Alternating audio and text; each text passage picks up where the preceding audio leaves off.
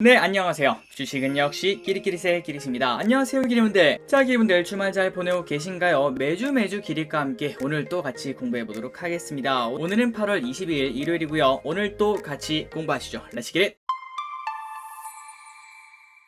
자, 이제 다 알고 계실 거라고 생각합니다. 이 영상에서는 이번 주 증시가 어떻게 흘러갔는지 복습을 해보고요. 그리고 그동안에 연기금이랑 외국인이 어떤 걸 샀는지, 다음으로는 이번 주에 있었던 뉴스를 정리하고 마지막으로 다음 주에 있을 큼지막한 뉴스를 예습해보도록 하겠습니다. 자, 이 영상은 이제 매주 주말 일요일마다 올라올 예정이고요. 위 4가지를 정말 심플하게 다룰 예정입니다. 한 주를 정리하고 다음 주를 간단하게 준비한다는 느낌으로 그냥 편하실 때 10분 정도 시간 내서 들어주시면 될 것 같습니다. 자, 그러면 시작하도록 하겠습니다. 그리고 좋아요는 사랑입니다. 감사합니다. 지난주의 투표 결과를 한번 보도록 하겠습니다. 지난주에는 오른다가 42%, 내린다가 41%로 거의 투자 심리가 반반인 걸 확인할 수 있죠. 그런데 결국 이번 주에는 엄청나게 폭락을 했습니다. 그러다 보니까 투자 심리는 더 나빠졌을 거라고 볼 수 있는데요. 자, 어제 진행한 투표입니다. 어떤 식으로 결과가 나왔나 봤더니 오른다가 33%, 그리고 내린다가 무려 52%나 되네요. 그리고 이 수치는 1만 9천여 분이나 투표를 해주셨기 때문에 어느 정도는 신뢰도가 높게 우리의 투자 심리를 보여준다고 볼 수 있겠네요. 자, 이렇게 투자 심리가 나쁘게 나왔는데요. 그런데 최근 들어 오른다가 많으면 떨어지고 내린다가 많으면 올라가는 그런 흐름을 보여줬습니다. 과연 이번 주도 그러한 결과를 따라서 증시가 또 올라갈 수 있을지 한번 보도록 하겠습니다. 자, 지난주부터 이번 주 코스피는 차트를 보니까 진짜 답답합니다. 우리가 힘들어하는 이유가 딱 여기 있네요. 이런 식으로 엄청나게 내려꽂고 있는 걸 우리가 쉽게 볼 수 있죠. 그리고 코스닥도 마찬가지입니다. 이틀 전만 해도 마이너스 2.3%로 큰 폭의 하락을 지금 현재 진행 중입니다. 자, 그런데 코스닥 같은 경우는 우리가 지난번에도 같이 공부했다시피 한 방향으로는 쭉쭉 같이 움직이는 걸 확인할 수 있습니다. 자, 여기 보시면은 이렇게 떨어질 때도 한 방향, 그리고 올라올 때도 한 방향, 떨어질 때도 한 방향, 올라올 때도 한 방향, 그리고 난 다음에 이번에 다시 쭉 떨어지고 있는 걸 볼 수 있죠. 자, 그런데 코스피 같은 경우에는 지금 이제 상태가 조금은 메롱이지만 코스닥 같은 경우에는 다음 주 월요일에 2% 이상의 강한 반등을 해준다면은 그 전에 여기서 확인할 수 있는 두 번의 바닥을 다진 것처럼 다시 재차 상승을 할 수 있지 않을까, 그런 기대감도 살짝은 볼 수 있을 것 같습니다. 하지만 아직까지는 우리의 투자 심리도 좋지 않고, 그리고 만약에 그런 일이 일어난다면 외국인들의 대량 매수가 조금은 필요하다라고 볼 수 있을 것 같습니다. 하지만 지금 봤을 때는 악재가 다 해소가 된 게 아니기 때문에 지금부터 한 달 정도는 지지부진한 모습을 보여주지 않을까, 아마도 이때처럼 이러한 차트를 보여주지 않을까, 그렇게 볼 수 있을 것 같습니다. 결국 시간이 지나봐야 알겠지만 빠르게 조금 회복해서 우리의 계좌가 다시 빨강빨강 하나씩 불이 켜졌으면 좋겠습니다.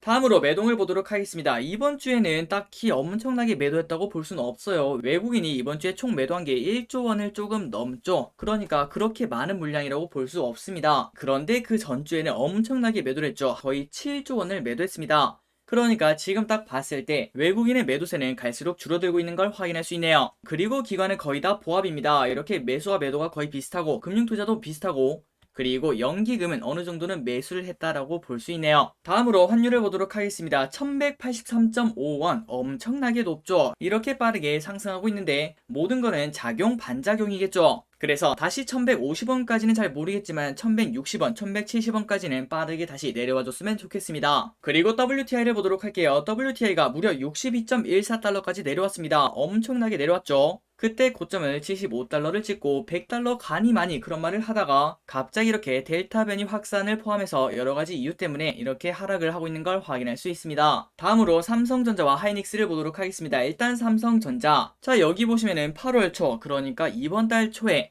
무려 83,300원까지 갔다가 엄청나게 놀이기구처럼 하락하는 걸 확인할 수 있습니다. 그래서 삼성전자 지금 현재는 72,700원, 만원 넘게 떨어진 걸 볼 수 있네요. 그런데 아직까지도 신저가를 계속 써내려가면서 슬금슬금 내려가고 있습니다. 여기가 완벽한 바닥일까, 그렇게 볼 수는 없을 것 같네요. 그리고 오른쪽 아래 보시면 외국인과 기관의 매수를 딱 보자면은 아직까지도 외국인은 매도세가 줄어들긴 했지만 매도세를 계속 이어나가고 있는 걸 확인할 수 있죠. 그리고 기관은 조금씩 사긴 하지만 아직까지는 미약합니다. 그 반면 하이닉스 같은 경우는 조금 다른데요. 자, 일단 98,900원을 찍고 그때부터 슬금슬금 올라오는 제스처를 보여주고 있습니다. 그리고 외국인과 기관의 매동을 봐도 이번 주에 외국인이 4일 내내 하이닉스를 큰 폭은 아니지만 슬금슬금 매수하는 걸 볼 수 있고요. 그리고 기관 또한 삼성전자는 듬성듬성 매수를 하는데 하이닉스는 거의 다 매수를 하는 걸 볼 수 있습니다. 그렇기 때문에 상대적으로 하이닉스가 삼성전자보다는 좋은 흐름을 보여주고 있네요. 그리고 이번 주에 들어서 이 두 가지 기업이 그렇게 많이 빠지지 않아서 그나마 다행이라고 볼 수 있습니다. 만약에 이 두 개 기업이 하루에 1% 2%씩 빠졌다면 우리의 코스피는 지금쯤 3,000을 깨고 내려갔을 수도 있겠죠. 다음 주에는 재차 상승을 해서 이제 슬금슬금 바닥을 다져줬으면 좋겠네요. 그렇다면 이제 다음 주는 어떻게 될까 한번 보도록 할게요. 자, 이틀 전 금요일 미국장 같은 경우에는 나쁘지 않게 끝났습니다. 다우는 0.6% 상승, 나스닥도 1.2% 상승, 그리고 S&P 500도 0.8% 상승으로 다른 나라들은 전부 다 박살이 났는데 미국은 이거를 말아올리네 이런 말이 나올 정도로 살짝 반등이 아니라 완벽한 반등을 보여주고 있는 걸 확인할 수 있습니다. 자, 그렇다면 일단 다음 주 월요일엔 우리 장도 갭으로 상승을 하겠구나 이렇게 볼 수 있고요. 그리고 뉴스 기사를 통해서 어떠한 흐름이 나올지 한번 보도록 하겠습니다. 경기 둔화 우려 속 반등, 엔비디아 5% 상승. 이날 미국 시장은 경제 회복 둔화 우려 속에서 기술주가 강세를 보였다. 마이크로소프트 그리고 알파벳이 2.5%, 1.2%가 상승했고요. 그리고 애플과 테슬라도 1%대 상승률을 보여줬고 페이스북과 넷플릭스도 각각 1.19%, 0.5% 상승 마감했다고 하네요. 그리고 여기서 가장 빛난 게 무엇인가? 바로 엔비디아가 5%나 급등하는 등 반도체주도 상승세를 보여줬다고 합니다. 자, 그러나 아직까지는 방심할 수 없습니다. 이날 주요 지수가 상승 마감했지만 시장은 조심스러운 모습을 보여주고 있는데요. 이번 한 주 동안 3대 지수는 전부 다 하락을 했다고 합니다. 이번 주 다우는 1.1% 하락했고 그리고 S&P와 나스닥도 0.6%, 0.7% 하락을 했다고 하네요. 그러니 금요일에는 이렇게 V자로 쫙 올렸지만 일주일을 보자면 오랜만에 미국장이 하락으로 전환을 했다고 합니다. 그리고 지금 미국에서도 델타 변이 고민이 조금 더 많아지고 있다고 하는데요. 델타 변이 확산, 앞으로 더 험난한 시장 상황 겪을 수 있어. CNBC에 따르면 바클레이즈 시장 전략가들은 델타 변이가 확산하는 가운데 연준의 테이퍼링이 다가오고 있다는 것은 앞으로 시장이 유동성 및 완화 정책 시대에서 벗어나 더 험난한 상황을 겪을 수 있다는 걸 의미한다고 합니다. 그러니까 경제 성장률, 델타 변이, 정책 실패 등에 대한 우려가 역풍을 일으킬 수 있기 때문에 시장은 보다 신중한 모습을 보일 수 있다고 하네요. 또한 골드만삭스는 델타 변이 확산은 소비와 생산 모두를 짓누르고 있으며 성장을 밀어내고 있다고 진단을 했다고 합니다. 그리고 이런 뉴스도 같이 확인할 수 있습니다. 메파 카플란 총재, 델타 변이 영향으로 테이퍼링 늦출 수도. 자, 페드의 강경한 메파로 꼽히는 로버트 카플란 댈러스 연방은행 총재가 델타 변이 바이러스의 경제적 영향을 주의 깊게 관찰하고 있으며 경제 성장을 실질적으로 둔화시킬 경우에 정책에 대한 견해를 다소 조정해야 될 수도 있다고 말했습니다. 이때까지 카플란 총재는 지난 6월부터 테이퍼링을 서둘러야 된다 이렇게 지속적으로 주장을 했는데요. 그런데 그가 테이퍼링 시기를 늦추는 방향으로 고민을 해야 된다라고 말했다는 걸 이 기사에서 확인할 수 있습니다. 그 이유는 바로 델타 변이 때문이죠. 그래서 지금 현재 미국의 상황이 어떤가 한번 차트를 보도록 하겠습니다. 이거는 미국의 확진자가 어떻게 보여주고 있는가 그걸 보는데요. 작년 겨울에 그때는 엄청나게 올랐습니다. 하루에 30만 명씩 나왔네요. 그런데 그다음부터 백신 접종률이 높아지면서 슬금슬금 다 내려왔다가 결국 다시 재차 올라가 25만을 뚫고 올라가는 걸 확인할 수 있습니다. 그러니까 이걸 보자면은 델타 변이가 진짜 세긴 세구나 이렇게 볼 수 있고요. 그리고 플러스 야, 백신을 맞아도 이렇게 올라가는구나. 우리도 더 조심을 해야겠다. 이런 생각이 절로 듭니다. 자, 마지막 뉴스를 간단하게 보고 넘어가도록 하겠습니다. 패닉셀링 근접한 한국 증시. 국내 증시가 패닉셀링에 근접했다는 평이 나온다고 합니다. 참고로 패닉셀링은 공황 매도죠. 외부 변수들이 악순환을 이어가며 갑자기 엄청난 악재들이 쏟아져 나왔습니다. 그러다 보니까 지수를 끌어내렸는데요. 이번 주에 잭슨홀 미팅에서 미국 연방제도의 테이퍼링 기조에 따른 원화 약세 진정 여부와 한국 금리 인상 수출 지표에 관심이 모아진다고 합니다. 자, 이번 주에 코스피와 코스닥이 얼마나 떨어졌나 그걸 한번 보도록 할게요. 코스피는 3.5%나 떨어졌고요. 그리고 여기가 문제입니다. 코스닥이 무려 7%나 하락했다고 하네요. 그러니 지수가 7%가 떨어졌으니까 우리가 가지고 있는 종목은 그 일주일 동안 10%는 기본으로 떨어졌다고 볼 수 있습니다. 그리고 이렇게 떨어진 이유는 FOMC에서 대부분 참가자들이 연내 테이퍼링 개시를 지지하면서 불안 심리를 키웠고요. 그리고 여기에 경기 둔화와 반도체 업황 우려, 코로나19 재확산, 외국인의 대량 매도, 원화 약세까지 덮치며 낙폭이 확대가 되었다고 합니다. 특히 원화 약세, 환율이 이렇게 쭉쭉 올라가니까 반도체 외 업종도 동반부진했는데요. 그래서 이번 주에는 어떻게 될 것인가? 증시는 잭슨홀 미팅 결과를 기다리며 횡보세를 보일 것이라는 관측이 나온다고 합니다. 이미 선반영된 요소임에도 증시 변동성 확대를 테이퍼링 이슈가 촉발, 여전히 불확실성이 남아있다. 시장은 9월 FOMC에서 테이퍼링 신호가 제시되고 11월에 공식 발표가 될 것이라고 예상하는데 증권가에서는 테이퍼링 관련 불확실성 해소 이후 투자 심리가 개선될 여지가 생길 수 있다고 보고 있다고 합니다.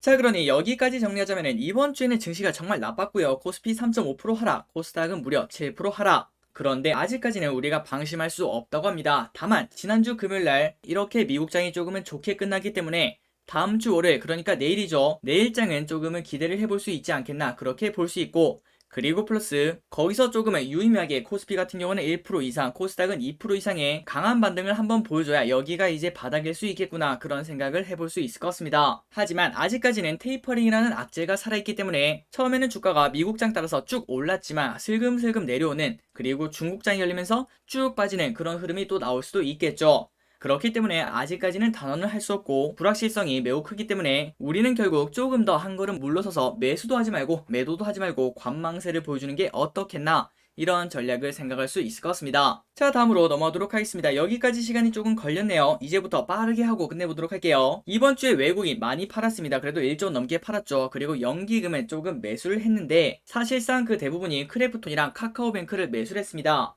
그렇다면 그 두 개를 제외하고 또 무엇을 샀는지 한번 보도록 할게요. 자, 이번 주 연기금의 매수 상위입니다. 크래프톤, 카카오뱅크, 코덱스 200, NC소프트, SK이노베이션, 카카오게임즈, 삼성바이오로직스, 타이거 200, 삼성화재, KB금융, SKIT, 펄어비스, FNF, 명신산업, 오리온, 현대상, SK케미칼, 하이브, 카카오를 매수합니다.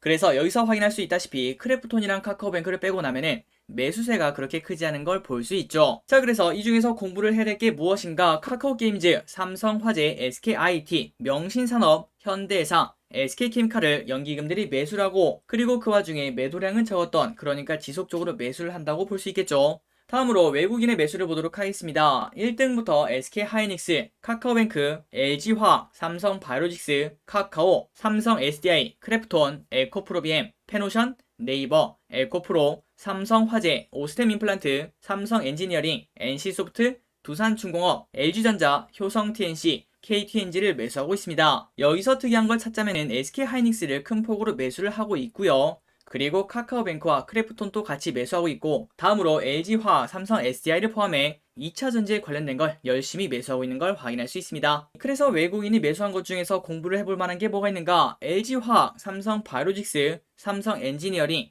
효성TNC, 마지막으로 KTNG, 이러한 기업을 공부해보면 좋을 것 같네요. 자, 마지막입니다. 이번 주에 개인분들은 무엇을 많이 샀는가? 삼성전자를 또 많이 샀고요. 그리고 롯데렌탈, 삼성전자 우, 레버리지, 현대차, 아주스틸, 명신산업, 포스코, 한컴라이프케어, 기아, 타이거 글로벌 리튬앤 2차전지, 타이거 차이나 전기차 ETF, 코덱스 코스다 150 레버리지, SK바이오사이언스, ST바이오센서, 삼성전기, SK텔레콤, 딥노이드, LNF를 매수하고 있습니다. 자, 기리분들도 이번 주에 줍줍을 많이 하셨을 것 같은데요. 이 19개 중에서 우리랑 조금 겹치는 게 많지 않겠나 그렇게 볼 수 있습니다. 그런데 기리분들, 저의 개인적인 소망으로는 아직까지 상장한 지 얼마 안 된 롯데렌탈, 그리고 아주스틸, 한컴라이프케어, 이렇게 세 가지 기업을 큰 폭으로 매수하신 분은 없으셨으면 좋겠습니다. 기리분들도 알다시피 이런 기업들은 제일 처음에 상장하고 며칠간은 보통은 빠지기 때문이죠.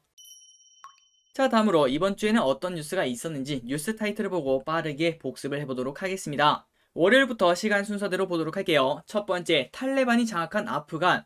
야, 진짜 생각도 못했습니다.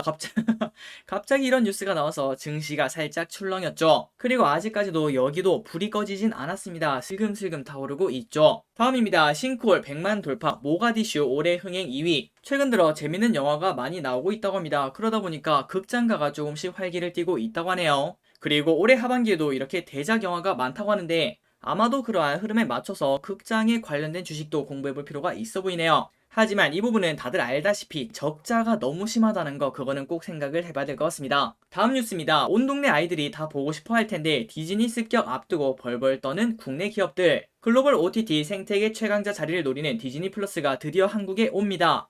올해 11월, 그러니까 이제 2달 남았네요. 그래서 이런 뉴스 때문에 지금 현재 우리나라 OTT 업계들이 아유 넷플릭스도 힘든데 디즈니 플러스까지 오면 우리는 뭐 먹고 사나 이러한 생각을 하고 있다고 하네요. 아니 벌써 배당주에 돈이 몰린다. 왜? 요즘 증시가 좋지 않습니다. 그러다 보니까 이제 주식 투자에 대한 무서움을 조금씩 깨닫고 계실 거라고 생각해요. 그리고 오랫동안 투자하신 기르분들도 몇 번을 겪어도 이거는 적응되지 않는 그러한 무서움이라고도 볼 수 있습니다. 그러다 보니 증시가 조금 더 빠질 수 있는데 상대적으로 하방 경직도가 있는 배당주에 돈이 몰린다고 하네요. 그리고 조금 빠지더라도 아유 뭐 안되면은 올해 말에 배당 받고 내년 되면 올라 있겠지 그런 생각으로 다가갈 수 있다고 합니다. 그리고 마침 이제 슬슬 찬바람 또 불기 시작하죠. 그 타이밍이 되면은 배당주에 항상 돈이 몰리는데 이번에는 조금 더 그러한 현상이 일찍 나타나고 있다고 합니다. 황제주 클래스 삼성바이오로직스 시총 67조. 삼성바이오로직스가 이번 주에 드디어 100만원을 뚫고 올라갔습니다. 그리고 셀트리온 삼형제보다 5조나 더 높은 시가총액을 가지고 있다고 합니다. 지금까지는 셀트리온 삼형제를 합친 게 삼성바이오로직스보다 더 큰 시가총액을 가지고 있었는데 지금 이제 역전이 되었다고 하네요. 참고로 역전이 된 거는 이것뿐만 아닙니다. 이번에 카카오뱅크가 괴물 같은 흐름을 보여주면서 현대차를 제치고 시가총액 9위까지 올라갔고요. 그리고 장중에는 네이버가 SK하이닉스를 제치고 올라간 적도 있었습니다.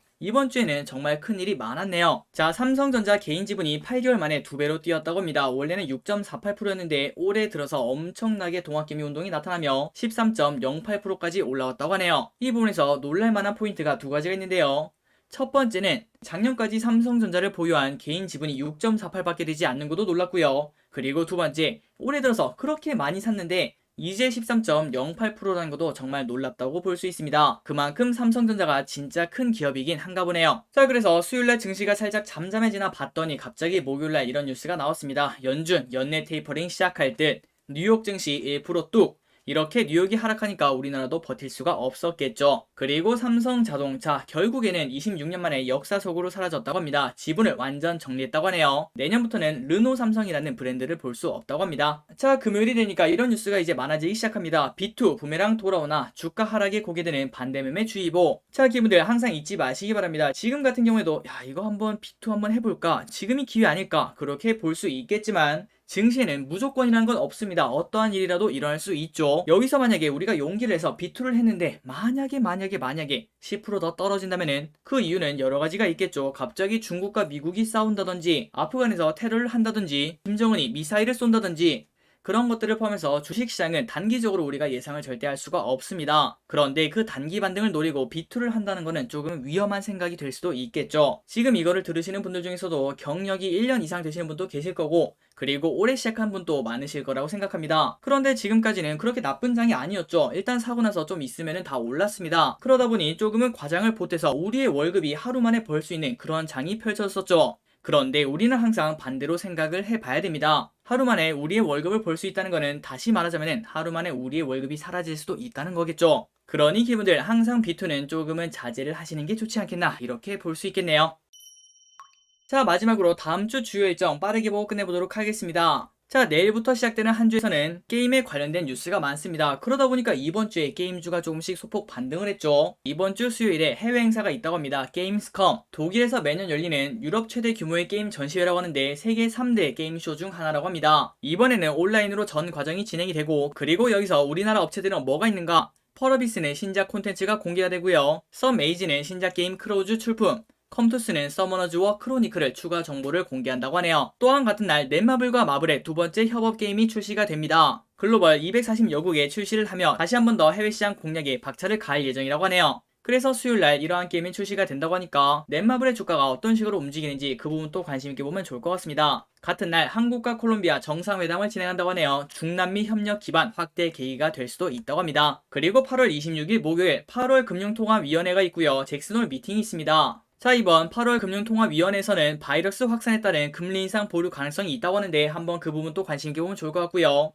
그리고 잭슨홀에서 어떤 이야기가 나오는지 거기에 따라서 또 세계 증시가 출렁출렁 거릴 걸 확인해 볼 수 있습니다. 그리고 NC소프트에서 블레이드 앤 소울 2, 줄여서 불소2라고 하죠. 이 게임이 출시가 된다고 하네요. 또 여기 하나 더 있습니다. 같은 날 위메이드 모바일 MMORPG 미르포 8월 26일 글로벌 출시. 다음으로 8월 27일 금요일 대전 신세계 아트앤사이언스가 대전 엑스포 과학공원 자리에 개장할 예정이라고 하네요. 최근 들어서 백화점은 물건만 팔지 않고 거기에 있는 체험을 판다라는 말이 많은데요. 그래서 대전 신세계 아트앤사이언스는 럭셔리 브랜드는 물론 카이스트랑 손잡고 실내 스포츠 테마파크 그리고 아쿠아리움, 아트 전망대, 프리미엄 호텔, 갑천을 조망할 수 있는 옥상 정원 등 체험형 시설이 정말 많다고 합니다. 그렇기 때문에 대전에 사시는 기리분들은 한 번쯤은 가보시면 좋을 것 같네요. 하지만 사람이 진짜 많을 거라고 볼 수 있겠죠. 자, 마지막으로 8월 27일 금요일 미국 7월 개인 소득 그리고 개인 소비 지출 발표가 있다고 합니다. 여기서 또 삐끗하게 되면은 경기가 둔화되는 거 아니냐 그런 얘기가 나오면서 증시가 또 출렁일 수 있겠죠. 자, 여기까지 같이 공부해주셔서 진심으로 감사합니다. 기리분들 이번 주에는 진짜로 양봉 하시길 바라도록 할게요. 지금까지 기리셨습니다. 빠이요.